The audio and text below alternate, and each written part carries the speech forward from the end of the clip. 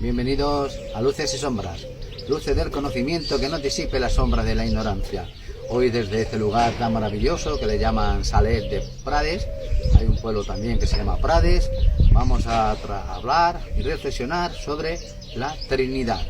Pero antes quisiera hacer una observación.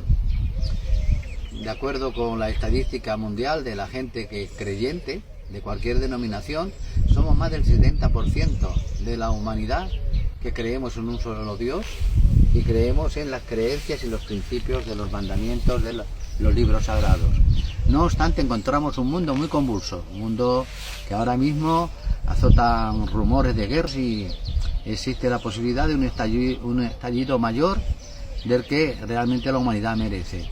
¿Cómo es posible que los principales mandamientos sean amar a Dios sobre todas las cosas y semejante a Él, al prójimo como a ti mismo? Que estos son gemelos y de acuerdo con las escrituras, entre esos mandamientos se halla toda la ley y los profetas. Es decir, que cualquier significación que encontremos en las escrituras tienen que ser cotejados con estos dos principios. Cualquier anomalía fuera de la directriz de estos dos principios debemos considerarlo como un prejuicio, una superstición, algo fuera de lo que realmente nos están diciendo. Es un error, una equivocación del ser humano. Entonces la referencia o la reflexión que quiero pedir es cómo es posible que teniendo más del 70% de creyentes y amantes del amor a Dios, amor al prójimo y a la paz, nos encontramos en un mundo tan convulso. Algo habremos hecho mal, algo estaremos necesitando y de acuerdo con ello es por lo que los significados de las reflexiones que estamos tratando lo considero de máxima importancia, porque de acuerdo al significado que le damos a las creencias que tenemos, nos podemos unir, podemos hacer cosas conjuntas, podemos hacer un esfuerzo para alcanzar una paz y una hermandad en la humanidad que necesitamos lo antes posible, mucho más que cuando empezamos a quedarnos cada uno con nuestras interpretaciones y a pesar de ser la mayoría, resulta que estamos siendo guiados y llevados por gente incrédula, por gente desorientada y por aquellos que no reconocen las enseñanzas de los principios de Dios.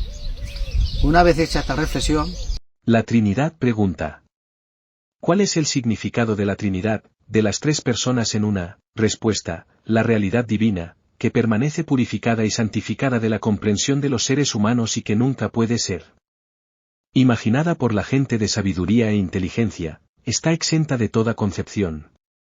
Esa realidad señorial no admite divisiones, pues división y multiplicidad no son accidentes que ocurran al que existe por sí mismo, sino que son propiedades de las criaturas, que a su vez son seres contingentes. La realidad divina está santificada de la unicidad, cuanto más de la pluralidad. El descenso de esa realidad señorial a los diferentes estados y mudanzas sería tanto como una imperfección contraria a la perfección, y, por consiguiente, absolutamente imposible. La realidad divina ha estado, y está, eternamente en la cima de la santidad y beatitud. Todo lo que se ha mencionado acerca de las manifestaciones y los sitios del amanecer de Dios se refiere al reflejo divino y no a un descenso a la existencia condicionada. El panteísmo: Dios es la perfección absoluta, las criaturas no son sino imperfecciones. Si Dios descendiera a la existencia condicionada, tal cosa constituiría la mayor imperfección. Muy al contrario, la manifestación, aparición y ascenso de la realidad divina son como la reflexión del sol en un espejo claro, puro y bruñido. Todas las criaturas son signos manifiestos de Dios, como lo son todos los seres de la tierra, sobre los cuales resplandecen los rayos del sol. Pero sobre las llanuras, las montañas, los árboles y los frutos, tan solo resplandece una porción de la luz mediante la cual se tornan visibles. Se crían y alcanzan el objeto de su existencia. En cambio, el hombre perfecto, la manifestación de Dios, posee una condición semejante a la de un espejo pulido donde el sol de la realidad se hace visible y se revela con todas sus cualidades y perfecciones. Así, la realidad de Cristo fue un espejo límpido y bruñido, de la mayor pureza y perfección. El sol de la realidad, la esencia de la divinidad, se reflejó en ese espejo, manifestando su luz y calor a través de éste. Pero el sol no por ello descendió de la cima de santidad ni del cielo de beatitud para morar y habitar en el espejo. Al contrario, continúa existiendo con la exaltación y sublimidad que le son propias. Al tiempo que aparece y se manifiesta en el espejo con belleza y perfección. Ahora bien, si decimos que hemos visto el sol en dos espejos, uno Cristo y el otro el Espíritu Santo, es decir, que hemos visto tres soles, uno en el cielo y los otros dos en la tierra, decimos la verdad, y si decimos que hay un único sol, el cual es la unicidad absoluta, y que no tiene compañero ni igual, también decimos la verdad. En resumen, la realidad de Cristo fue un espejo pulido en el que se hizo visible el sol de la realidad, o sea, la esencia de la unicidad. Junto con sus perfecciones y atributos infinitos, lo cual no significa que el sol, que es la esencia de la divinidad, se haya dividido y multiplicado, pues el sol es uno solo, sino que se ha reflejado en el espejo. Por esa razón Cristo dijo, el Padre está en el Hijo, queriendo decir que el sol es visible y se manifiesta en ese espejo. El Espíritu Santo es el hálito de la gracia de Dios hecho visible y evidente en la realidad de Cristo. La condición del Hijo es y reside en el corazón de Cristo, en tanto que el Espíritu Santo es la condición del Espíritu de Cristo. De ahí que quede confirmado y comprobado que la esencia de la divinidad es absolutamente única, impar, inigualable y sin semejante. Tal es el significado de las tres personas de la Trinidad.